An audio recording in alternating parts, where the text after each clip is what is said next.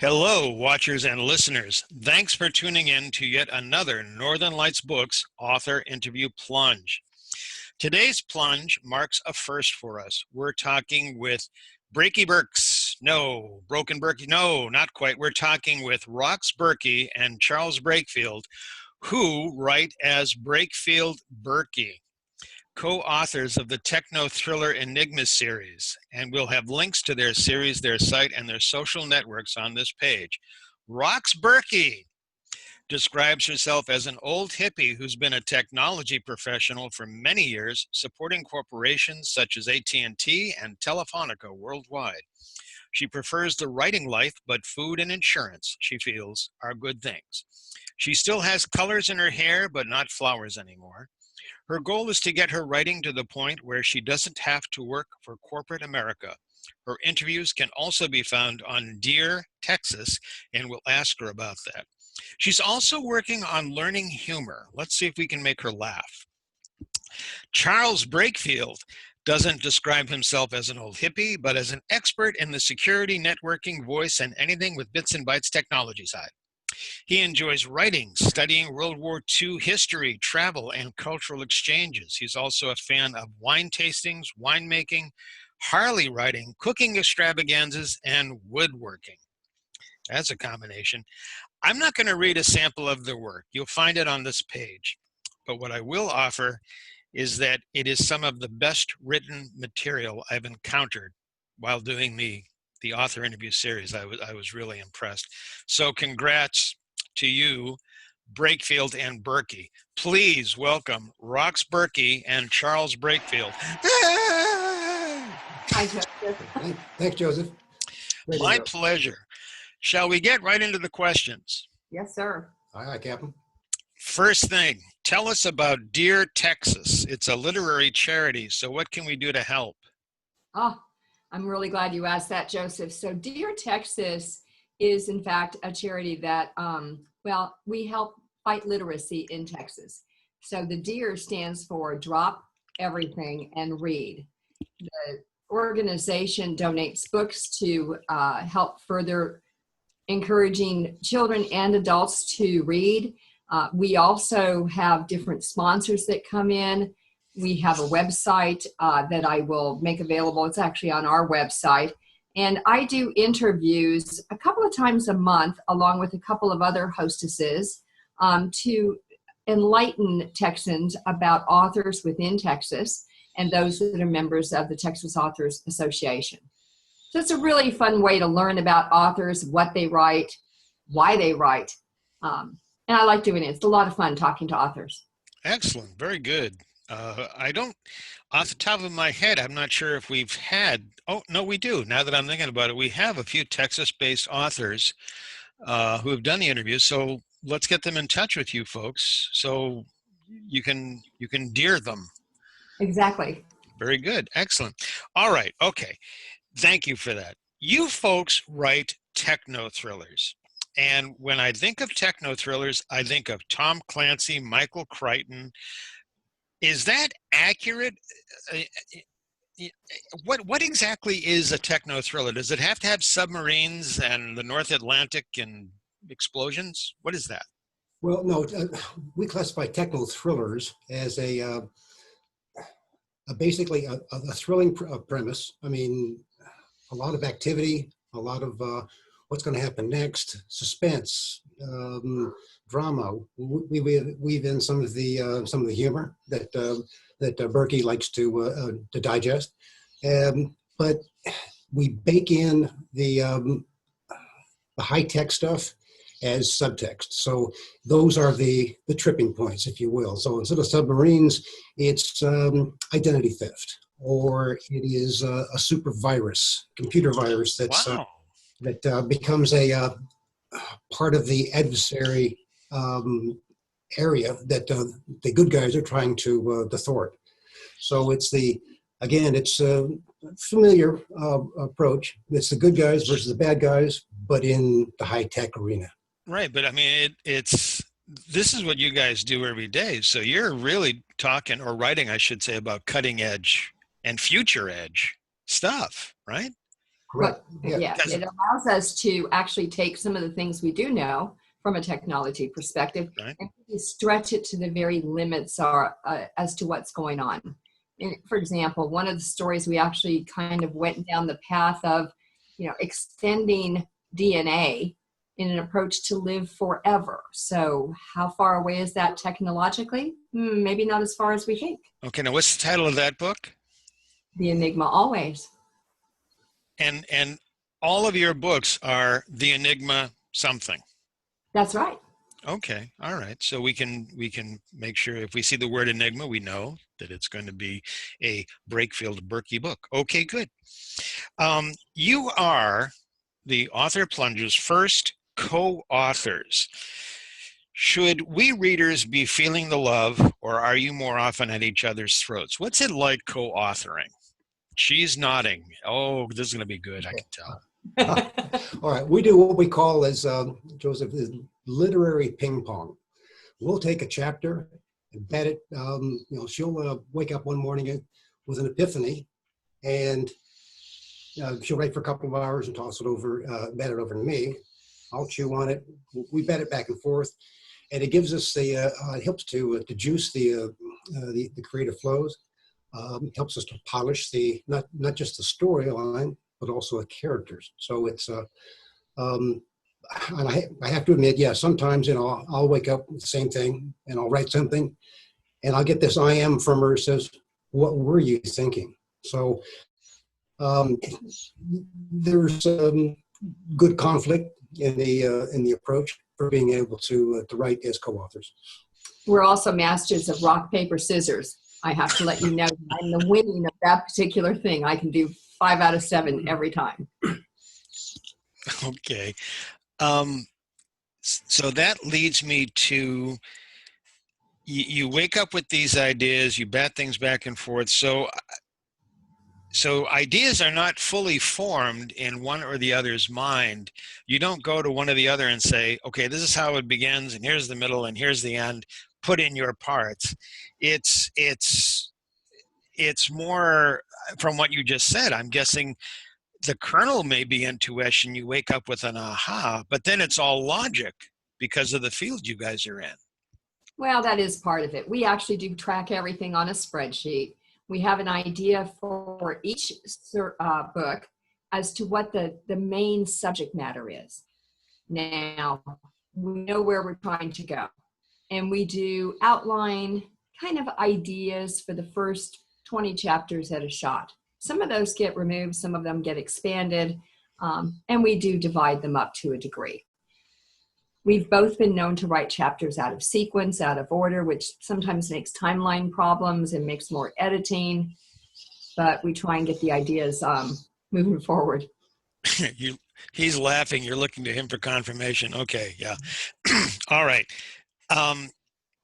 Another thing in our previous conversation, you guys have a background, excuse me, in speaking engagements. You've obviously done big presentations in your day jobs, corporate America type stuff.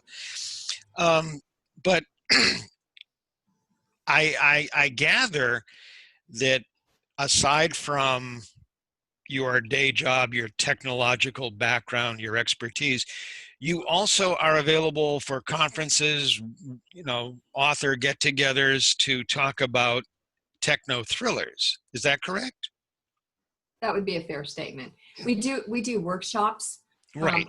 We started out when we worked at the same organization doing technology workshops together. And I have kind of pursued that on my own as a customer experience certified professional. And so I kind of focus on customer experience discussions and have been fortunate to talk in front of a couple of IT groups about forwarding customer experience and how you do that with technology, with processes. So that's an area that I personally enjoy a lot. Yes. From my standpoint, I'm a unified communications architect, so voice and data. They usually bring me in after the salesperson has sold what he yeah, I have to fix what he sold. So That's where I get into a lot of whiteboarding, arm waving, getting to the truth, that kind of stuff. Yeah. So, The ugliness, yes. yeah. So when you guys do conventions, though, Mhm. author conventions, you're actually talking about that stuff? So sometimes it depends on who the audience is. Customer experience has a really big inroad into book approaches, in my opinion, to some degree, because if in fact you don't capture your audiences by giving them a good experience, then it's very, very hard to keep them hooked when you come up with another book or you decide to go into a short story. They have to have a little bit of trust in you. So you have to weave some of those principles in, whether you realize it or not. Some people don't do it. They unconsciously worry about experience. Other people are just real focused on, I have to get my story out my way, and, Katie be darned if anyone's going to buy it. I don't care. Most of us don't write that way. At least most of the people I work with don't write that way. So I do work to try and help emphasize the positives. But to your point, Joseph, at some of these trade shows, book conventions, we'll strike up a conversation with somebody, and it's not uncommon for somebody to say, "Well, I'm in the technology field too," and we start this high-speed communications back and forth, and sometimes it's a test to see if you really know what you're talking about, Charles. And so we get into it, and usually they go, "Oh, you know this stuff. You just didn't research it and read a couple of things online, and you do this for a living." I said, "Yep." Yeah. I am reminded of a personal anecdote. I was doing a presentation and someone said to me, "Did you do any research on this?" And I said, "I did a little bit of research." That was my response. And people were ready to get up and walk away. And my host said, "Joseph, could you describe a little bit of research?" And I said, "Oh, about the past 15 years. And they said, "Joseph's an anthropologist by training. He's used to cultural terms." I said, "Yes, thank you." So I appreciate that anecdote. And I congratulate you that you didn't bitch slap the person. But We've been tempted more than once. They're actually in our books, and they may not have one book they're or in your another. books? Well, yeah, for people we don't like or we want to get even with them, they get whacked. Yeah, so. Oh, so if there's a guy with glasses and headphones and a beard, I should be worried in your books? Yeah, there's not right Yeah, now. don't worry. Yeah, trust us. You're safe. You're safe. Oh, so far anyway. Okay. So you talked about technology conferences. You talked about the book conferences. What is your favorite type of thing to attend? You're going to be up on stage. Someone said, "Come on in here and talk about something." What is that conference about? Is it about books? Is it about technology? Is it about technology and books? It is about woodworking? Is it about putting flowers in your hair? What is it about that you guys want to get up on stage? Well, for me, and the direction I'm going right now, Joseph, honestly, it's around customer experience. So I can take a thread of customer experience, and I feel fortunate that I can weave it into a lot of different venues, like I mentioned before, how an author can portray a story to engage their readers more, how people can adopt technology to, in fact, forward how many customers will stay with them. So those kinds of groups work for me. I also like speaking in front of women's groups. There's a lot of action right now in women trying to put a better foot forward and be more positive from an influence perspective in their corporate jobs, in their foundational fundraising kinds of activities. So all of those are open from my perspective. And another one of our real favorites is like book reading clubs. We love talk to book reading clubs. What do you get from it? Why do you get that? Because they're great information sources. Mm-hmm. Anything to add? Do you want to correct her and tell the truth now, Charles? Is that what it is? Well, I always somebody once described me as this guy that comes in and sits down and listens and listens, and then I put on my cape and I go to work. So that was probably the best description I had. So like my dad used to always say, you ain't learning nothing if you got your jaws flapping. So I like to listen before I start speaking, and it puts me on a better footing, and it lets me. It kind of ties into what Rox does. I get to learn, and every time I learn something, that's a good day. Yes, amen to that. So let's go back to how your jobs help you in your writing, but not in a technology sense. You guys have traveled internationally, correct? In your separate areas of expertise. You've been all over the globe. So do you get to take some of these really exotic locations and put them in your books? And when I say exotic, I'm not talking like downtown Nashua, New Hampshire. I'm talking about where would you guys put in your books? Where? Well, we've had some good experiences in Brazil. That was she and I went down there to actually do some training for the corporation we work for. Expertise in a bag, basically. That's us. And more than once we've been referred to as a dynamic duo out of a suitcase. So that's that helped us pick up a lot of the flavoring for some of the areas, some of the dangerous aspects. I mean, things that you wouldn't expect in this country, like in Sao Paulo, Brazil. You have to have an armed escort to get to the elevator. So you don't hail a taxi.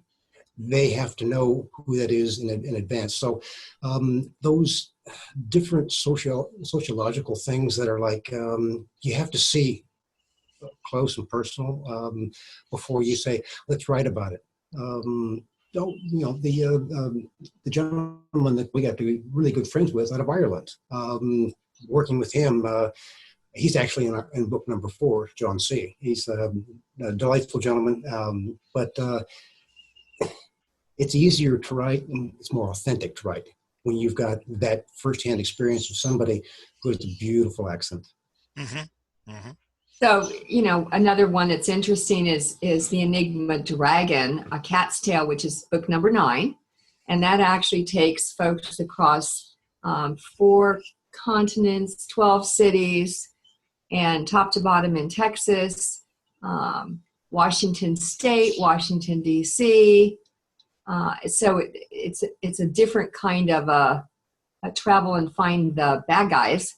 But it did allow us to bring in a lot of different countries that we have visited, and having some wonderful scenes in Istanbul, and so it's fun. But this world is very large and very small all at the same time. So we like to bring it to folks. So that's why we always have a little bit of travel in all of the stories.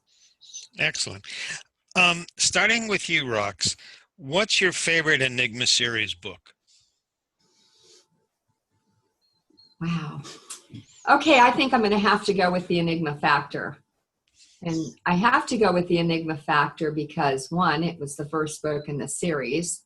It was what path I went down when Charles and I had published 2 non-fictional technical documentation books that were, dated when they were released because technology changes too fast.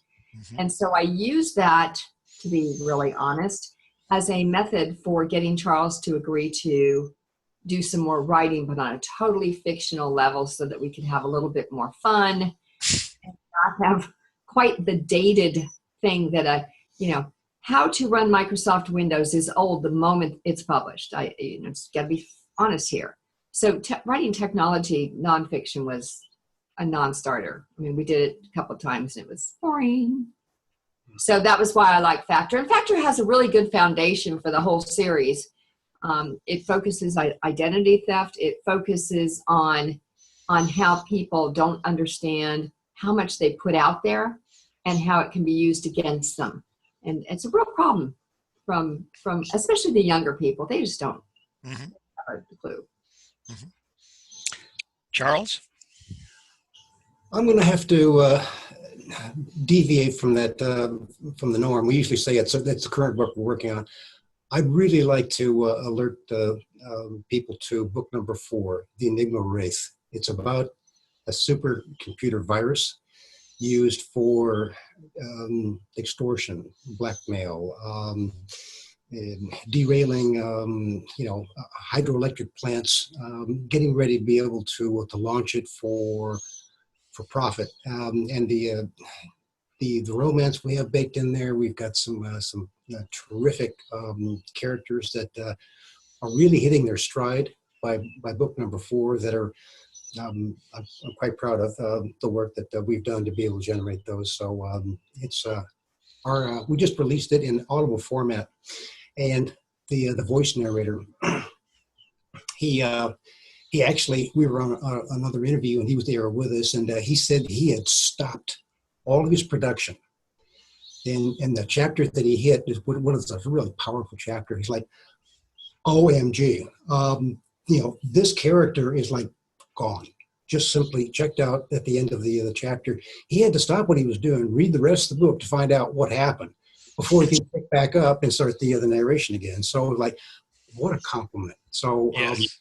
I feel pretty strongly about that book, The Enigma Wraith. Excellent. And congratulations on making your narrator shut up for a bit. That's good.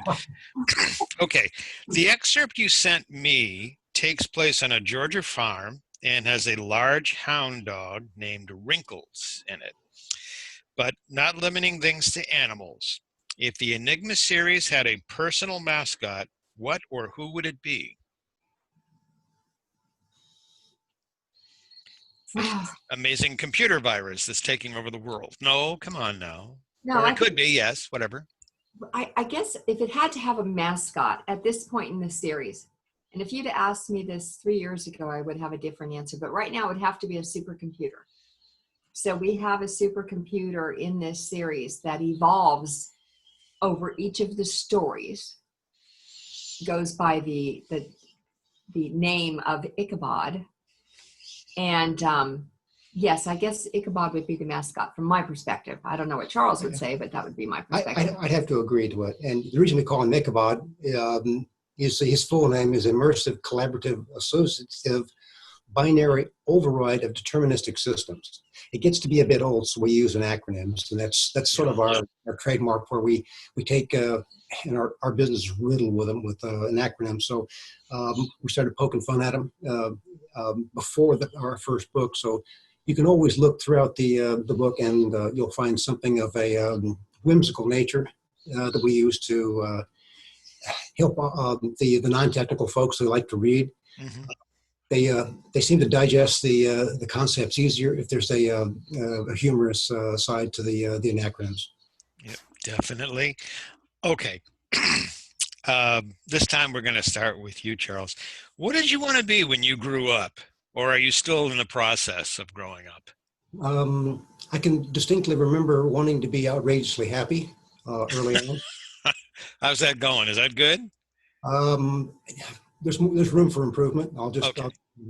But it's make the I guess for me it's meet the responsibilities. Mm-hmm. But still have fun. Still have the have time for me and my co-author. And this is what I really like doing. So this is sort of the fun exercise that how is it you young people say living the dream? Is that you young people say? Oh, thank you so much, Charles. My beard's as gray as yours. Come on. Am I sucking up good enough? I mean, I just want to make sure. I'm pretty sure.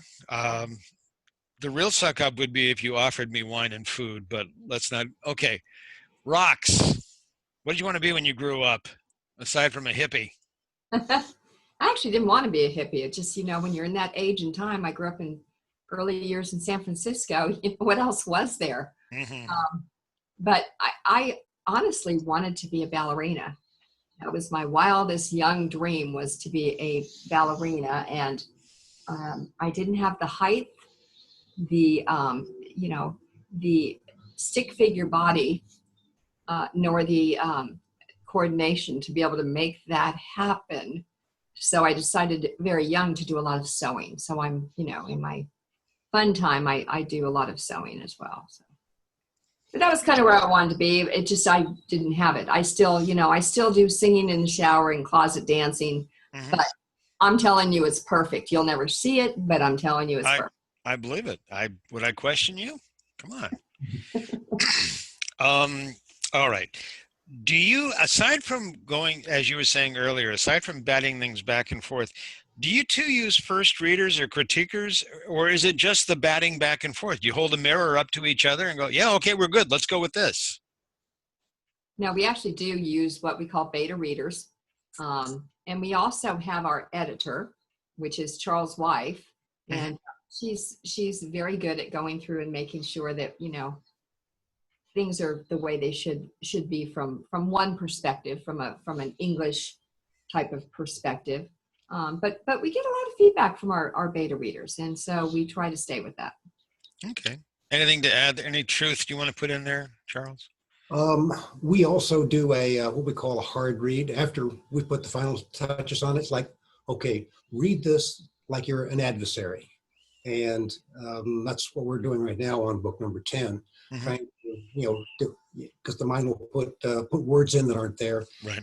The story flaws, they start, whoa, it's been weeks since I've read that particular chapter. And so we both take a turn at that, just looking for how to make it better. And you've done a great job, because I was really impressed, honest to goodness. And I'm a tough read. I am. Okay. Charles, you first. What makes you laugh out loud? I guess I'd be a good candidate for the theater of the absurd. Some of the nonsense that I see in the technical environment. Okay. Here we're selling this, and I'm like, are you hearing yourself? I mean, I can't wait to go write about this, because this is nobody would believe, you can't make some of this stuff up, So yeah. I guess it's the life in general, the things that come across the internet that actually have an easy application in real life. Those are the things that just crack me up. Very good. Now, Rox, you are learning humor, so here's your chance. Go for it. I am trying to learn humor. It has been a very long, tedious battle, and every once in a while, Charles will let me take a stab at creating an acronym, and I fall on my sword, and then he fixes that acronym. I think what makes me really laugh out loud at this point in time is looking upon myself from above, like I'm, the mind separation from the body kind of thing, and finding a little bit of humor in myself. I just have a really dry sense of humor at times. So when you look at yourself from that ballerina height. Yeah. Okay. I made her laugh again, folks. Pay attention. All right. You're both involved in high tech now. What were your first jobs? Rox, what was your first job? Sewing? No, my very first job was working at a movie theater as a candy girl. So I lied about my age. I was supposed to be 14 to be able to work in this particular movie theater. So I started working when I was 12 because we needed to have a little extra funds to buy school clothing. And, I could take home popcorn. What can I tell you? It was a great little job. Hey, all you can eat, yeah. Charles. It was actually in remodeling for a contractor. So he took me in, showed me how to use a saw the right way. He taught me how to be able to hammer without hitting my fingers. Wow. That's a skill. That's an actual skill. Right, yeah, and you hold the hammer with both hands. So, Yeah. and you get somebody else to hold the nail. There you go. Okay, bada boom. All right. Back to the first laugh. All right. You guys have got 10 books out now? 9. 9 books. And you're working on the 10th. So you got quite the fan base, and we're going to hope to everything we can make this a bigger fan base for you. What's something memorable you've heard from your readers or fans? Something that, aside from my saying it's some of the best written stuff I've ever encountered, what else have you heard that made you go, yes, it's worth it?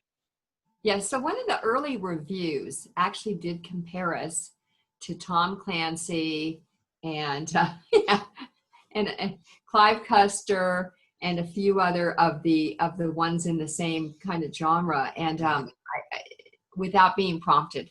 And it has and still remains to be one of my favorite reviews that I've seen. Excellent. Yeah, I have to agree with that. It was very very gratifying. Also, a bit hard to early on is like, are they shining us on? So I'm always suspicious of that. I guess that's just looking at the technology all the time. It's like, is it going to do what it's being sold as? So, but we like they're when they come through and they feel earnest. Those are most gratifying. Excellent. So, okay, that was the best. Now, what was the worst comment? What was the one where you said, oh, this guy's going in chapter 7 and he's dying real bad. He's going to be really in pain. Yeah, we killed him in the last book. It was really satisfying. Good. So it was a guy who's located somewhere in Southern California. I tried really hard to find and locate this particular person, but the comment came back on the first Audible that we did. And the comment was so horrific.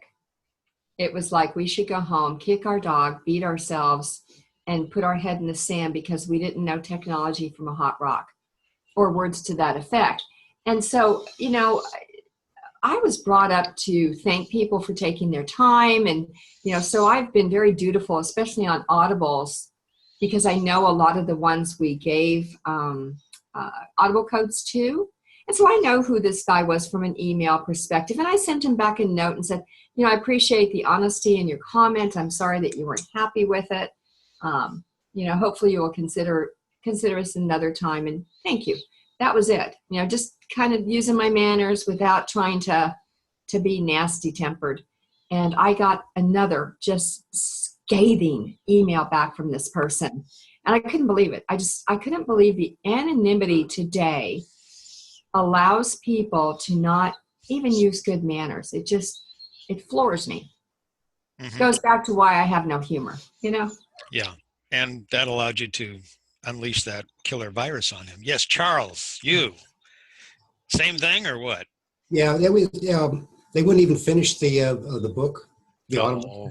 I had to turn it off. And I'm like, that's really, there was no call to do that. It's like, if you didn't like it, okay. But some people like to brag about what they want you to hear from them, which I thought was unnecessary. So, but it's done. It's done. Yeah. Well, I'm glad you killed the. Anyway, back to being world travelers. And Charles, you in your bio, you are this world extravaganza meal guy. So in your world traveling, what was the best meal you ever had? Well, it's actually a string of meals, because I got on a 3-mast clipper ship in Lisbon, and we did around the Spain and the Portugal tour, landing at sites, taking in all the sites, and then getting back on board and slugging down a couple of quarts of our favorite adult beverage. It was a wine tasting cruise, and I don't remember much about it, but boy, every time I see a picture of Italy or Spain or Portugal, I'm always thirsty and hungry. So it was an excellent time. Excellent and wonderful.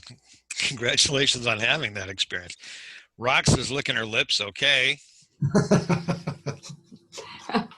I'm sorry. I lost track of the question. I was thinking about the food. Yes. We do a lot of cooking as together families. And so we make things like, from the Spanish trip, he got a paella recipe.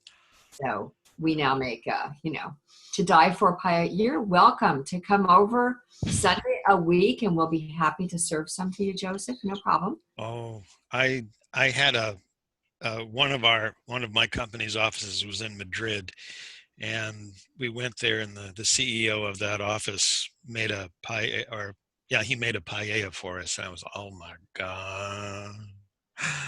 Oh, I didn't mean to interrupt you, but now that you got me licking my lips. So one of my favorite trips was going to Japan. So I spent about 3 weeks in Japan. Mm-hmm. We did some technology workshops for several different people. And it was a very interesting experience for me because I had to have a translator to do all of these classes. And I don't know if you've ever worked with a translator, but you need to speak sentences and cut them off and let them be translated and then continue the thought and not lose track of where you're going. So you kind of do a sing-song back and forth kind of thing. And so it was a 1 week long class.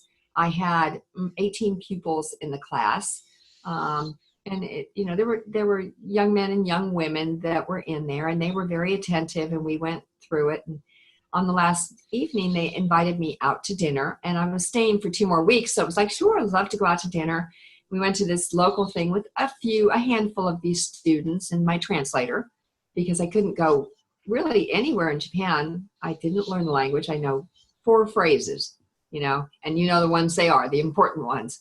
But we went to this restaurant, we're sitting down, and they ordered my food for me. And they ordered me octopus, which if you've never had octopus, I've had more tender shoe leather than that octopus was. But about halfway through, I invited them to have some additional sake. So I ordered the table up some sake so that they could enjoy, because I appreciated them inviting me out to dinner to their favorite place and providing this wonderful fare for me to eat. And they had about 2 sakes and started speaking English. They all knew English the whole time. But they made me go through this back and forth thing. They wanted to test me. It was great. They probably knew that you were a closet ballerina. And okay. Made her laugh again, folks. All right. Here's the last question. Before I get to it, I want to thank you, Charles Breakfield and Rox Burkey, also known as Breakfield-Burkey, the Enigma series. This has been wonderful and a lot of fun. So you ready for the last question, the closer? Yep. Charles hears the word closer. He goes back to his days talking with salespeople, and he's like, I got to fix this already. I can tell. Putting on his cape. Okay. What question do you wish that someone would ask about you or your books, but nobody has? Well, it's funny you would ask that. The one that I really, really want is, are your properties engaged for a movie? Can I buy the rights for your series, your intellectual property? And would you mind hanging out with the filming crew and the production and director? We'll get you all the wine you want, but we need consultative services while we're doing it to make sure that the technology is correct. It's going to be a 6-month gig, and we're going to make sure your passports are up to date, because we want to take this to several different locations, pull in the places that you've been, and how many zeros do I have to put on that check for you guys? Rox? My favorite question is similar to that. I think that will happen, but mine is more along the lines of, we really want you to make this world book tour. And your first stop is going to be New Zealand, and then Australia, and then we're going to take you over through Europe. Ireland is one that I would really like to do a signing in. So it's more along those lines, and it would be fine if we could just sell books, sign books, and have them pay all the accommodations. Business class though. Okay, so I'm gonna add just one more question based on all this. You had mentioned there was a book, I forget which number it was, which you had 7 cities in it. The Enigma Dragon, A Cat's Tale. The Enigma Dragon. So are you folks going to be able to rewrite or do the Enigma Dragon such that it begins in New Zealand, goes to Australia, through Turkey, Istanbul, ends up in Ireland? Because if you do, we can buy the movie rights and get consulting fees. And was that good? Did that one work for you too? Yeah, it did work. It's very interesting. The Enigma Dragon was the first time we kind of deviated our cover. And made that a little different. We actually leveraged a whole new graphic designer to help do that cover. A gent who owns a website called EBG 24/7. His name is Nathan, and he did the graphics for that. It was really funny because we had to tell him where we were going in that book to help get the insights into that particular cover. But Australia is not in that book. We have Australia in. Yeah, we've got some folks we know in the high tech area out of Australia that we met. They came through, and we had coffee one day, and we don't have anybody in New Zealand though. That's so we'll have to cultivate some. We'll work on that. Okay, all right, yeah. Rox Burkey, Charles Breakfield, I want to thank you both for putting up with this. This has been wonderful. It's the Enigma series. There are 9 books, 10 soon. And we will have links to everything and excerpts underneath this interview. Final words, either of you, both of you, one or the other of you. Joseph, thank you. Thank you, Joseph. We appreciate it an awful lot, and we look forward to answering questions for any of the people that listen to this. Well, we appreciate that as well. So thank you so much. Have a good day. Take care. Bye-bye. Bye. Bye-bye.